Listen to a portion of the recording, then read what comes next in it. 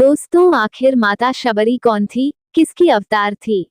ये सब आप नहीं जानते हैं तो वीडियो के लास्ट तक बने रहिए और जानिए माता शबरी किसकी अवतार थी। ग्रंथों में मिलने वाली कथा के अनुसार माता शबरी भगवान श्री राम की परम भक्त थी।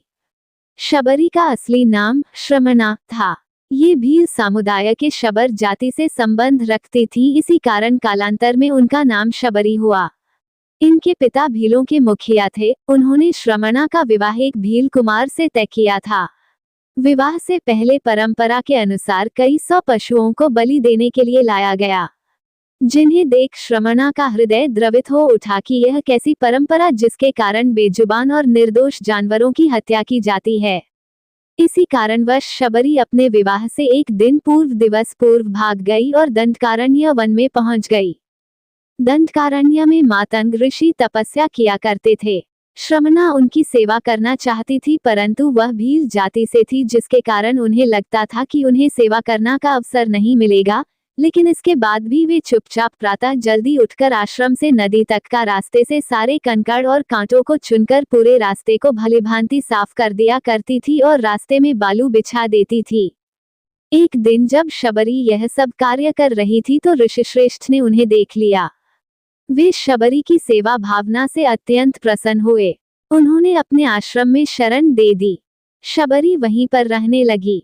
एक दिन जब ऋषि मातंग को लगा कि उनका अंत समय निकट है तो उन्होंने शबरी से कहा कि वे अपने आश्रम में ही प्रभु श्री राम की प्रतीक्षा करें। वे एक दिन अवश्य ही उनसे मिलने आएंगे। मातंग ऋषि की मृत्यु के पश्चात शबरी का समय भगवान राम की प्रतीक्षा में बीतने लगा।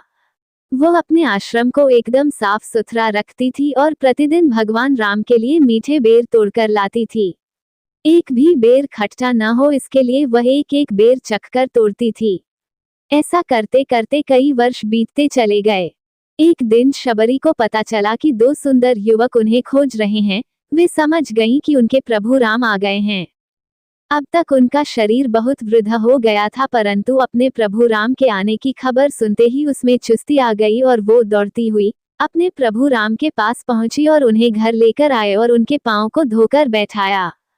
इसके बाद उन्होंने अपने तोड़े हुए मीठे बेर राम को दिए। भगवान राम ने बड़े प्रेम से वे बेर खाए और अपनी भक्त शबरी की भक्ति को पूर्ण किया। राम जी ने लक्ष्मण को भी बेर खाने को कहा, लेकिन उन्हें झूठे बेर खाने में संकोच हो रहा था। फिर भी अपने भ्राता श्री राम का मन रखने के लिए उन्होंने बेर उठा तो लिए, लेकिन खाए नहीं। कहा जाता है कि इसका परिणाम ये हुआ कि राम रावण युद्ध में जब शक्ति बाण का प्रयोग किया गया तो वे मूर्छित हो गए थे। हे प्रभु श्री राम, जिस तरह से आपने माता शबरी पर अपनी कृपा बरसाए, ऐसे ही हम सबके ऊपर अपनी कृपा दृष्टि बनाए रखना।